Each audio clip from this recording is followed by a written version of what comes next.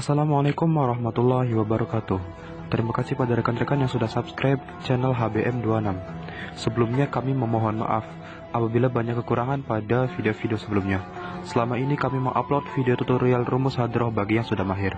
Maka kali ini kami mencoba untuk membuat video tutorial rumus dasar hadroh bagi pemula. Umumnya kunci hadroh ada dua, yaitu kunci 1 dan kunci 2. Di daerah lain mungkin ada yang menyebutnya lanangan wedoan, nikainganai, dan lain sebagainya. Tapi agar lebih mudah, sebut saja kunci 1 dan kunci 2. Pertama kali yang harus dipahami adalah bagaimana caranya memegang hadroh, kemudian bagaimana caranya menabuh hadroh, lalu yang terakhir adalah mengetahui rumus hadroh. Tapi pada video ini kami lebih memfokuskan pada rumus hadroh. Singkatnya, cara memegang hadroh adalah seperti ini. Posisi jempol tangan kiri di bawah pembatas lingkaran, sementara 4 jari sisanya menempel pada bagian kulit hadroh. Kemudian cara menabuhnya adalah seperti ini. Jari tangan kiri menempel pada bagian kulit hadroh, lalu jari tangan kanannya renggang dan sentak pada tepi hadroh. Jari tangan kiri tidak menempel pada bagian kulit hadroh, lalu jari tangan kanannya rapat dan sentak pada tepi hadroh agak maju sedikit. Oke, sekarang kita fokus ke rumus hadroh. Supaya lebih mudah untuk dipahami, kami mencoba untuk membagi rumus menjadi 7 bagian. Kami akan mempraktekkan semua rumus terlebih dahulu. Setelah itu baru kami jelaskan fungsi atau tujuan rumus tersebut beserta contohnya. Oke, berikut rumusnya. Awalan kunci 1.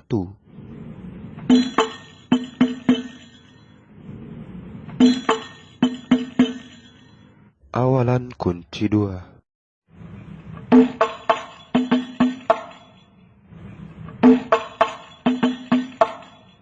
Jika digabungkan, suaranya seperti ini.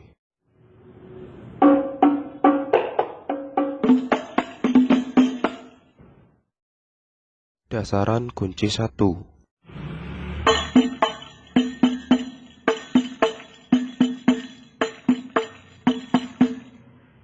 Dasaran kunci 2.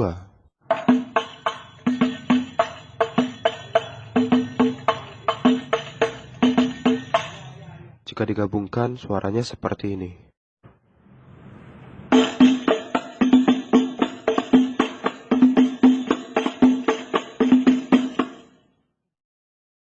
Getrak kunci 1.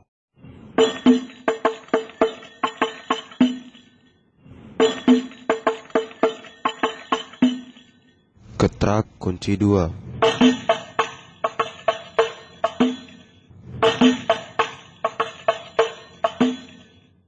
Jika digabungkan, suaranya seperti ini.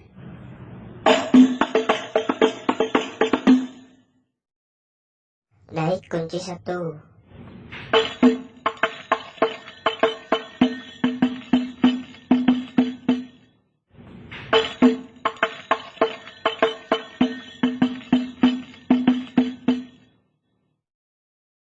Naik kunci 2.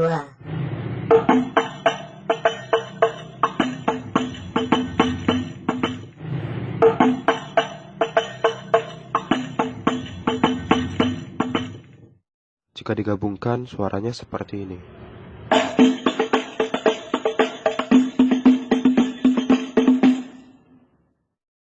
Tarik kunci 1.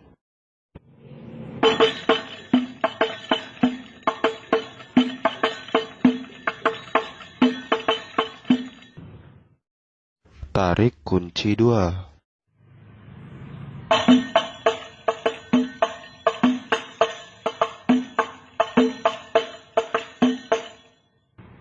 Jika digabungkan, suaranya seperti ini.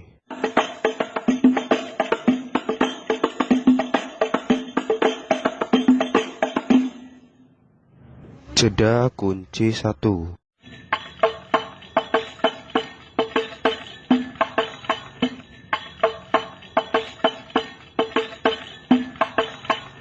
Jeda kunci 2.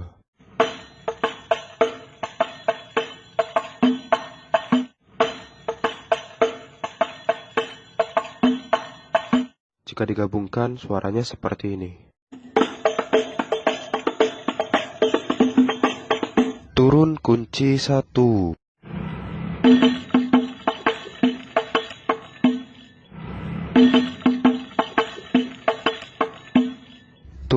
kunci 2.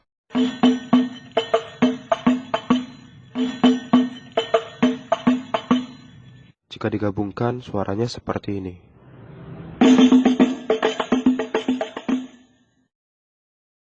Sebelum melanjutkan menonton video ini, sebaiknya rekan-rekan menguasai terlebih dahulu rumus yang dipaparkan tadi. Karena setelah ini kami akan memberitahu fungsi dan tujuan dari rumus tadi, atau dengan kata lain, rekan-rekan akan paham kapan suatu rumus tertentu akan digunakan. Oke, langsung saja berikut ulasannya. Fungsi dari rumus awalan adalah untuk mengisi aransemen pada saat awal masuk, yaitu setelah kode dari bastung atau dari selo, dan rumus ini hanya dipakai satu kali saja pada satu lagu.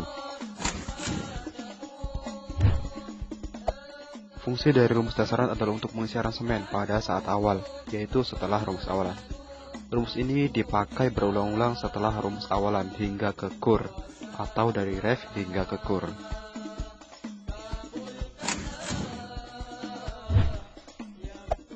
Fungsi dari rumus getrak adalah untuk mengisi aransemen pada saat perpindahan nada ketika dalam keadaan ref atau ketika dalam keadaan sedang rumus dasaran.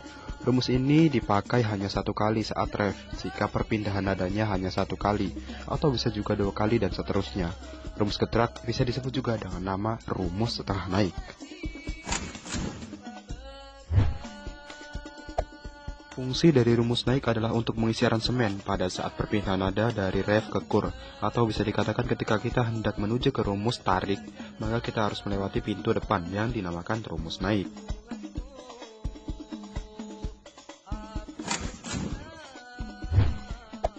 Fungsi dari rumus tarik adalah untuk mengisi aransemen pada saat kur berlangsung.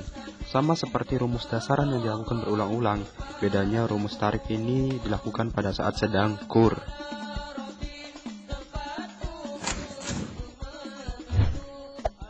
Mirip dengan rumus getrak, fungsi dari rumus seda adalah untuk mengisi aransemen pada saat perpindahan nada ketika dalam keadaan sedang kur, atau saat rumus tarik sedang berlangsung.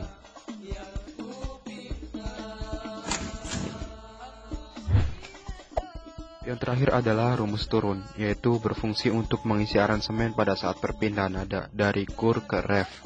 Bisa dikatakan ini adalah pintu belakang, jadi ketika ingin ke ref lagi, harus melewati rumus ini dulu. Rumus ini disebut juga sebagai penutup, karena saat lagu atau sholawat berakhir ditutup dengan rumus ini.